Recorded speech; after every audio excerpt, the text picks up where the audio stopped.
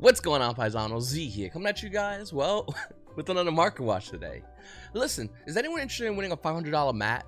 Not this Sunday, but probably next time. I'm going to be holding a remote duel tournament.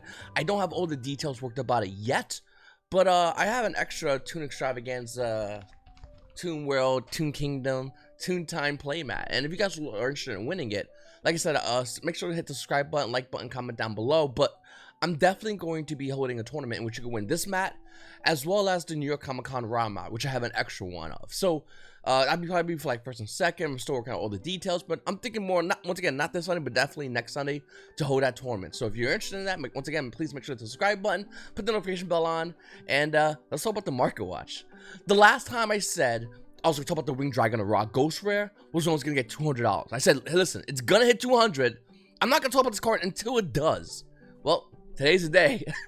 The Winged Dragon of Raw Ghost Rare, coming out of Legendary Duels Rachel Raw with a $243 market price, is actually down to $197. Now, granted, after this one sells, it'll go back up to $214, but that's after this one sells. I think the real thing that I think a lot of you players are kind of understanding and kind of coming to terms with it is, even though we all kind of want this card, we don't want to pay a lot of money for a card that's not going to do anything for us. Despite the fact that it looks nice, despite the fact that it's from the TV show, and collectors will eat this card up all day long, casuals might even do it. Competitive Yu-Gi-Oh players, for the most part, don't care about spending a lot of money on this card when you can take $200 and put it towards something else, max raring the rest of your deck you're currently using, or putting that money towards cards that you might see potential growth and investment on. Listen, before I begin into the video, I just want to say common question of the day. You know, I really like this Toon Kingdom Extravaganza mat. I really like how Konami subtly put the zones in here. I just want to throw it out there. And I want to know, what's your favorite playmat right now? I mean, you could say any playmat whatsoever. You could say the old school Magic the Gathering, KB Games playmat, the you know, those kind of mats. Which, by the way, the majority of cloth mats. Something little fun fact Yu-Gi-Oh players don't know about is when they first came out, they were for Magic players. Yu-Gi-Oh players adopted them, and then Magic players went to this weird thing now where they use back to the rubber playmats, where Yu-Gi-Oh players now, for the most part, competitive ones, use the cloth ones. I'm not sure if anyone knew that little history. But what's your favorite playmat? Let me know in the comments down below. I'll tell you right now, guys, if you want to check out some really beautiful playmats, check out Imperium Duelist. They have a lot of nice playmats. If you guys check me out on Twitch, you can see one of their playmats, but there are tons of them, and they're beautiful. But yeah, looking at Winged Dragon of Raw Ghost Rare, it was only a matter of time before this card hit $200. And then it's only going to be a matter of time before Winged Dragon of Raw from Ghost Rare, Legendary Duels of Rage of Raw, is going to be 150. The question is, how low is this card going to stabilize to? Because it's still stabilizing. It's just taking time. Up next, number 39, Utopia Astro. I want this card badly. But do you go in and buy it now? No, I don't think so. Astro Utopia, coming out of Bowser Legends Armageddon with a $364 market price, is actually roughly around $325. That is the real price point of this card. But do you go and get it now? No. If you guys saw me been watching this channel, when this set first came out, it was going to come out, I said this card is going to hit $250. It's going to. It might take time, but that's all we have. Well, I don't know right now, to be honest with you. I don't know if it's going to hit $250. Let me say why. Because Bowser Legends Armageddon has been out for a while. At the most, Astro Utopia right now is still looking for that subtle price. Obviously, look at the market price and look at its current price point. It hasn't found it yet, but inevitably it will. So I say wait, but don't wait too long, because the minute Bowser Legends Armageddon becomes even harder to find, the price point of Astro Utopia might go up in value. And by proxy, 10,000 dragons, except one you could use, one's for collectors. I digress. I'm next in Merchant Teleport. So, Mutants with a incorrectly spelled way to spell mutants was finally shown to us by Konami. And to be honest with you, they're not good. They're terrible. They're really bad. Don't get me wrong, I think we're supposed to be getting 2 more cards. Maybe they'll be good, but there's a lot of hype behind them because people want to like them. People want to be Team Mutant. I mean, how cool will that be? Konami should promote this. Are they? I don't know. I'm hoping they do, because I really do want to play the deck. I really do want to play it in the competitive settings. But for casual players, well, it's pretty nice. Looking at Merchant Teleport, I mean, it has a bunch of listings. The cheapest listing obviously from the gold version with the $8 price point. And the most expensive listing is the Ultimate Rare coming out of Duelist Genesis. Obviously, and it makes sense. If you guys want to watch this channel once again, the market price showing the card to be $39. You could have bought it for a while. Merchant Teleport for about $20. In fact, that's where I got my price point, mine's from, when I last talked about it on this channel. Unlimited play, let you play unlimited version of the cards roughly around $100, and first edition is roughly around $140. So do you go in and buy Ultimate Rare E-Tellies? No. No, I mean, there's no reason to. Don't get me wrong, unless you're a casual. If you're a casual, do you want to have a max rare deck as a casual Yu-Gi-Oh player?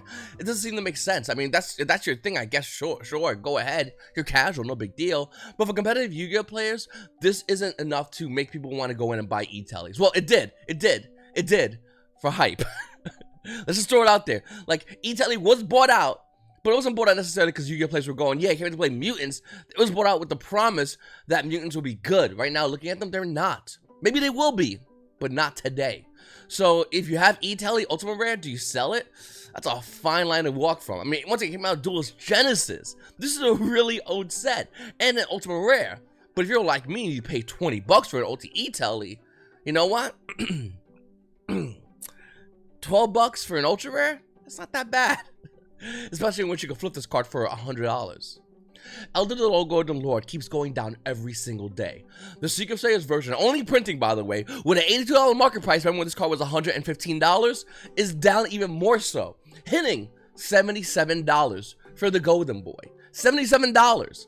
The crazy thing about Elder the Golden Lord is that this card is still good, but it's not tier 1, but it's almost tier 1, 1.5. Someone had a comment in one of my videos saying, V, I think you use 1.5 as a trigger word. No, I'm serious. There's tier 1, and these are decks that have a higher chance of winning. 1.5, not as high, but still relatively high chance of winning.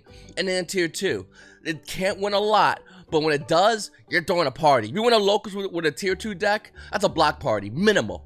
1.5, you win a locals? All right, not bad. Pretty cool, man. That's really interesting. Let me see your profile. Tier 1, you win a locals? Who cares? Seriously, who cares? You want locals? Wah. Nobody cares. Elder the Golden Lord, though, I do feel like obviously the market as well is gonna get reprinted in maximum gold. If it doesn't, this is the first card you run to the market and you buy your place it up. If this doesn't get a reprint, you have to run and buy this if you are looking to play Elder the Golden Lord, Golden Boy. And I think you might want to consider it, despite the fact that it's not seeing much play now. I think in time, especially when we hit December, and I think you guys, any Yu-Gi-Oh player right now, when the meta becomes more mid-range, instead of this huge combo meta we're currently in right now, decks that are going to be using Elder the Golden Lord are going to reign supreme. Could it get hit in the ban list? Absolutely, but this card is still really good. Also, you might want to consider getting Magician's Souls. Once again, keeping an eye out as far as whether or not this card is going to get a reprint. Does it deserve a reprint? Yes. This card deserves a reprint today. But are we going to get what we want all the time from Konami? Come on, you've been playing this game for a while. You already know already. We barely get what we kind of don't want from Konami. Listen, Magician's Souls coming a Legendary Duel Magical Hero is definitely a great card. And a card that you might want to consider picking up if you're running any kind of Invoke variant. Okay?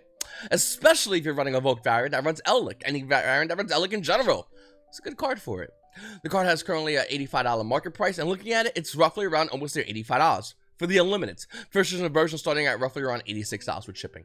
Magician's Soul is definitely a card. I don't even own this card, and I want this card, but it's so high in value, you can't really justify getting a card for 1.5 deck when you have access to a tier 1 deck. A deck like, let's say, like Dragon Links, that's way more cheaper than a tier 1.5 deck. It just really doesn't make that much sense.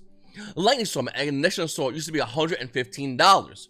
But it's not that anymore, to be honest with you. With a $95 current market price, Lightning Storm are roughly around $90 on the market. For the Unlimited, you want first edition version, it'll pay a couple of bucks more, being roughly around $93, $94 for Lightning Storm. This is actually really good news for a lot of Yu-Gi-Oh players. I mean, don't get me wrong, 115 to 90, you're still going, wow, that's still, you know, you're still paying a lot of money. And I'm with you. Yes, you are. You're definitely paying a lot of money for Lightning Storms. With that said, you're paying cheaper, though, than everybody else before.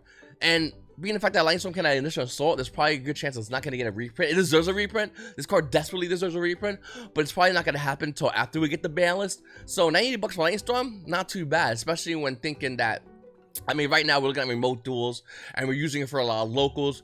But what if Konami was to up the stakes? What if Konami was to have another version, another event in which you get one of these beautiful Toon Kingdom playmats, or maybe a new playmat that's great for collectors and for casual Yu-Gi-Oh players and competitive Yu-Gi-Oh players alike? Konami's definitely might be considering that, and if that's to be the situation, well, Paisanos, there is a lot of things you can do with $12 and a webcam and your computer nowadays, and one of those is win a beautiful playmat that sells for an insanely high price point on eBay. Garden Rose Maiden is a really nice card. Coming in Legendary Dual Sisters of Rose with a $21 market price, the value is still roughly around $20. Despite the fact that Garden Rose Maiden isn't doing as much, it's still a relatively expensive card. And I don't know, I'm in a weird position where I kind of want to, I only own one copy. I personally kind of want to sell mines, but I feel like the minute I do, there's a good chance this card's going to see play. Garden Rose Maiden is still good in Infernobles for sure, but it's also good in like a Mermaid War Atlantean kind of deck. And I kind of want to get rid of it, but I'm kind of in the you know, because I'm not using it. But is anyone's like that? Has anyone's ever had that? And if you have that, let me know in the comments down below. In fact, comment question of the day in the middle of the video: what card is very expensive that you own, meta-wise, but you're just not doing anything with? Hey, let me know if it's a collector's card or even a casual card, insanely expensive card that you're doing nothing with. One of my many is definitely Garden Rose Maiden. In fact, one could say my OT Max C that I spent $1,000 on a playset for, that also fits in there. That also fits into there. But I realistically look at Garden Rose Maiden as a card that I'm not using and I might want to get rid of. And once again, please comment down below. Let me know what you guys think. I really want to know what card that you have that you're just not using, but it is worth money, and you kind of want to use it, but you're just not. Prank Kid's Place obviously is going up in value. The card, despite the fact that having a couple of walls, we'll talk about in a second, used to be roughly around under $12. At one point, wasn't it $8? I feel like it was $8, but it was definitely $12. Prank Kid's Place, only printing out Hidden Summoners with a $19 price point, is actually roughly around $20, or near $20. In fact, look at these walls still. Once again, 21 and 37. These are the last of vestige of what a wall. Am I wrong? Is there? I mean, there's a 6. I guess you want to include that, sure. And everything else is like play sets before the card bombs out at $50. There's 2 walls that's protecting Prank Kid's Place from hitting $50. Can it hit that price? Oh yeah, you damn right it can hit that price. Don't get mistaken. If it's a meta relevant deck, especially if it's a meta relevant deck that's supposed to be tier 1 and factually being tier 1 and being played as tier 1, those walls are a joke on their best day. Yu-Gi-Oh! Players will break through them to get their core of Prank Kids, being the fact that the whole core of Prank Kids is relatively inexpensive. You gotta spend $60 for the core of it, for the main part of a deck, and then you flip it around, and then you buy the rest of the core, which is dirt cheap, with a link 1 that may or may not be prismatic. Hopefully prismatic. Probably won't be, but hopefully prismatic. Let's be real. Let's be real. Like, I would love to get a max rarity card in Prank Kids. But nevertheless, if the Prank Kids Meow Meow is a common, super rare, and ultra rare, well, it's not going to be that much money. And Prank Kids Place will be the cornerstone of a tier 1 deck. A deck in which you're going to want to buy this card for. So those walls might not be there that long. Crystal Bond's in a weird situation, and unlike other Legendary Duels HM Millennium cards that have gone down in value when they had multiple ultra printings, especially ultra printings with different coloring and the lettering, Crystal Bond hasn't broken. The card price is roughly around $19 in the market, despite the fact that the market price had it at $45, which is insane. But if you want to buy Crystal Bond, there's the Legendary Duels Season 1 versions. There's blue, purple, and green. And they're roughly around a dollar for each copy. So I really don't know what's going on here. I think the collector's market, the market probably went in and grabbed these Crystal Bonds because, you know, Crystal Beast is a GX era deck. I think the collector's market already owns theirs, so that they don't really care about the Legendary Duel Season 1 market.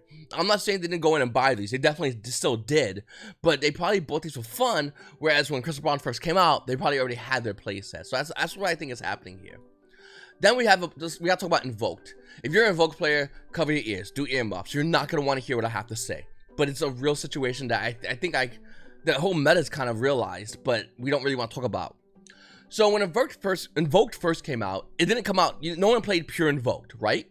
It was Invoked something, whatever it was Invoked on another deck, and for a while that was kind of the thing with Invoked. It was never really tier 1, but almost there. And at times, maybe Shadow Invoke at closest would be considered tier 1 in recent memory.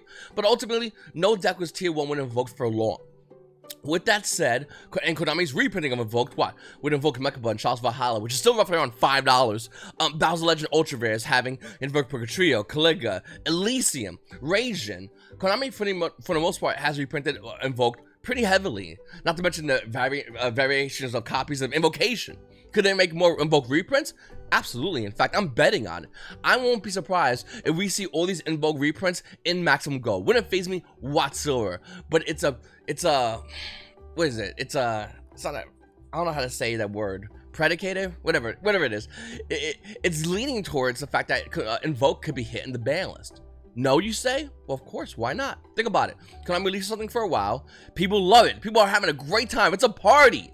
Drunk Konami walks in with a hammer and starts slapping knees. And once again, if this was to get reprinted in maximum gold, it's only leaning towards it being a hit in the December banners. Why, you say? Well, let's think about this. Because Dogmatica is new Invoked. Dogmatica now is what Invoked was and still currently is.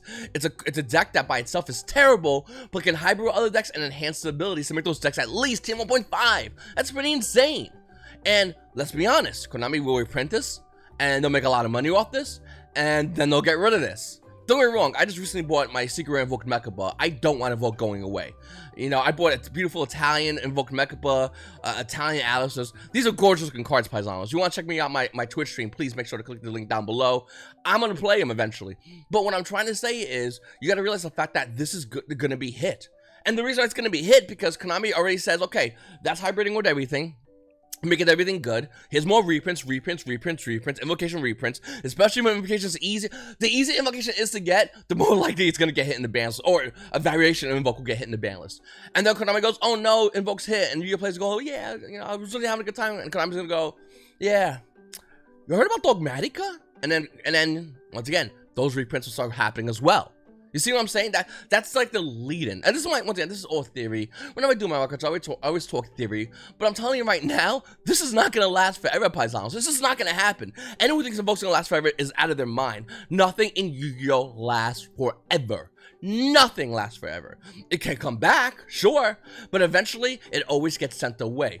The amount of time it gets sent away for, well, that could vary. 1 ban list, 2 ban list, 5 years. It can definitely vary. No card knows is better than Allure of Darkness, which went away. Ultimate Allure of Darkness coming out of Phantom Darkness, Ultimate Rare with $134 market price. Well, the unlimited versions are roughly around $105. If you want a first-gen version of OT Allure of Darkness, you're going to be paying roughly around almost near $200. The lowest price listing in the market, $195 for a playset of Ultimate Rare Allure of Darkness. This card went away, went to 1. And you can play basically stop running. Did it get banned? Nevertheless, this card was just gone for a while, and then it came back. And now that it's back at 3, it's kind of not really doing much. Don't get me wrong. This card's broken. This card's definitely broken, but it's realistically not doing as much as it really should be doing. And the reason why is because nobody has room, and nobody wants to play this card, and nobody really cares about it as much. Don't get me wrong. I think there'll be a time in which Konami release a deck, and you can play 3 allures with it. That's definitely going to happen. But as it stands right now, this card's not. But what's happening with this card is it's increasing in value because Yu-Gi-Oh players want to own it. So when that time does happen, they're already locked in. Smart. Very smart. The thing about Allure of Darkness, and I was thinking about this yesterday, actually. Why is there only Allure of Darkness? And Paisanos, I really want to, you know, ask you this question. Why can't it be Allure of Light, Allure of Wind, Allure of Fire, Allure of anything? Why can't that happen? Now, one thing that you'll probably ask is, wait a minute, V, Allure of Darkness it has no once per turn effect. All right, cool, simple, once per turn effect. That's simple. Make 3 Allure of Fire, once per turn effect. Now, if you're sitting there and you're watching this video, you might go, V, that's insane. Yeah, that's what Konami does, though. Do they not? Like, are you looking at me saying that's insane, turning around going, Triple Tactics Talents? I'm glad we have that in the game. That's sane. That has 3 banned cards. You're bringing this new card to support a bunch of decks? Don't know about that, Tiger. Listen, I think eventually, inevitably, Konami's going to start doing this. Allure of Wind, Allure of Light, Allure of Fire. I don't think they're going to do it all in one shot. That'd be great if they did. Probably not gonna happen, but they're gonna really bring it back again. I think there'll be it's only a matter of time at this point. It would just see something like Allure of Wind. Once again, hard once per turn, good card still, card that might be used more than likely, and Allure of Fire and Allure of Water, and this will definitely change a lot of decks in the game. I was just thinking about this the other day. I was on my buddy Pack's stream, you know, he was talking about this card, and I said, wait a minute, why don't they do that? I mean, don't get me wrong, once again, having the not once per turn effect is broken, and this is why it makes Allure of Darkness so good, but putting a once per turn effect in, Allure of Wind, Fire, wow, that really changes the way the game is, and I think that'd be something really interesting. Just like the Stylus Omega Monarch's price point from Primal Origins, this card with a $6 market price is still at $17. $17 for the Stylus Omega Monarch. In fact, if you go to the 2015 Megaton version, the Megaton version of the Stylus with a $14 market price, the value is still roughly around $14. This card's not going down, despite the fact that it's not seen much play. Well, besides that sporadic Monarch deck, the Stylus is still being the Stylus. Then let's talk about OTS Tournament Pack 14, because I got someone asking me a question yesterday. And they basically said, hey V, why are these prices not tanking immediately? It's a great question, actually. And my response is very simple. Very simple. Looking at the previous OTS packs, when Yu-Gi-Oh! Players used to go to the store, the cards would come out, and you'll see cards like Nibiru, Super Poly, Tuhidum, and they would immediately start going down in value, like super duper fast, right? Well, what's happening is since a lot of stores are closed, not a lot of Yu-Gi-Oh! Players are getting their hands on OTS 20 pack 14. So this is an even bigger opportunity for anybody that might be interested in remote duels, because what happens in remote duels is your chance to earn OTS packs. Duh. Here's the thing though, and here's where it gets crazy. What's going to happen with these prices of OTS 20 pack 14 is they will go down sporadically. Let me give you an example. Most OTS stores ship out once a month. Once a month. For the locals, one of the locals I go to, Grandmaster Games, they usually ship out at the beginning of the month, the first Wednesday of the month. Within a couple of days after that, you have your OTS packs. Relatively fast, to be honest with you. Well, when you have those OTS packs, let's say you get a bunch of OTS packs because you play the Grandmaster Games remote duel locals, and you crack them all open, and you pulled your ulti Nibiru, you pull Point of Red Lotus, Parallel Seed, all these cards, and you said, I don't need them. What are you going to do? Obviously, you throw them on the market, because these cards are still high in the market. There's not many listings, so you want to make that money. Smart person to do that, by the way, because they're going to go down in value ultimately. So what you're going to do is you're going to go ahead and throw these all online, and you're going to make a ton of cash from Yu-Gi-Oh! Players that might not be doing remote duels, might not have a locals to go to, and you're going to make a crazy amount of money. What happens when everyone does that? Everyone throws the cards on the market to make the most amount of money. The market and the market prices go down. It becomes competitive.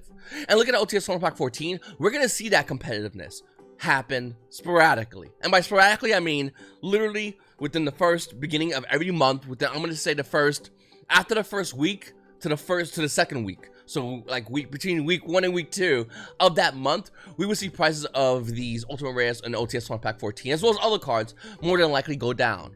And it might be even harder to do at first, as Yu-Gi-Oh! Players are obviously trying to, might be keeping their Ultimate Nibirus. Don't blame them. But for a lot of other Yu-Gi-Oh! Players, they're just going to go ahead and they're just going to go and just dump these to the market to make the most amount of money, to put that money towards future sets, maximum gold, or whatever sets coming out after that. So that might be what's happening to the price points of all these OTS 20 pack 14s, and for the most part 13, because by all rights 13 should not be where it is. Like value wise, OTS 13 should not even kind of be where it is, but it's there because even though it's once again, it's not amazing, especially compared to OTS 20 pack 14. Yu-Gi-Oh! Players still had opportunities to go to locals before they started closing down, and Yu-Gi-Oh! Players started doing remote duels, so you had a bit of a double whammy. Whereas now, this is the situation we're in. I will say that as time goes on and Yu-Gi-Oh! Players have the opportunity to physically go back to the locals, say all the locals open up. So Yu-Gi-Oh! Players, so OTS 20 pack 14 comes out today, all the locals go up, Yu-Gi-Oh! Players go into their locals, they play, they pull their OTS pack cards once a week minimum. Some locals do it more, God bless them. And what we're gonna see is those Yu-Gi-Oh! Players throw it on the market and make money. Awesome. What's also going to happen now, because remote duels aren't going away, is we're going to see Yu-Gi-Oh! Players online doing remote duels, getting those OTS packs. So what you'll have here is a faster depreciation of shelf life of any future OTS pack the minute locals comes out. So keep that in mind. These are going to hold good value. And let's say OTS 15 happens when all the stores are open. That OTS pack, no matter how good the cards in it, I'm convinced at this point, no matter how, I don't care if it's Ulti Alert, Ulti and Perm, I don't care. I mean, not Ulti Alert, Ulti Ash Blossom, Ulti and Perm, Ulti, let's say evenly, and the super rares are just to die for. Dogmatica super rares, I honestly do not care. That will go down and tank in value. Everyone probably be scratching their head until they realize the fact that the local stores who have been given OTS packs to players has also been given it to remote duels, because now they get to run 2 locals for one event. Which is kind of cool, to be honest with you. Paisanos, I'm conflicted. I really need your help on this one. Go to the community tab of my video after watching this video, after hitting the likes up, have to give in the comments, click in the comments down below. If you're new, please make sure to subscribe. Go do all that great jazz and come over here. I stream on twitch.tv/VCTRFS. Links will be down below in my community tab.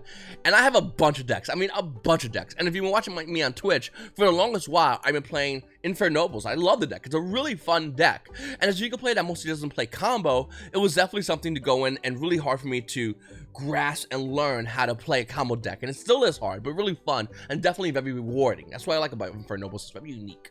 What I want to know from you guys is, what deck should I play? pick one and why. And if there's a deck that's not listed here, comment down below as well. You can comment in this video if you really want to as well, but seriously, let me know. These little decks I have within my nearby vicinity of me. You guys can't see, but I have like a drawer over here with a bunch of deck cores, and these are all the deck cores I have nearby by me. I have a bunch of other deck cores, and I'd like to know from you guys, what deck should I play in my next Twitch stream? I really like to know.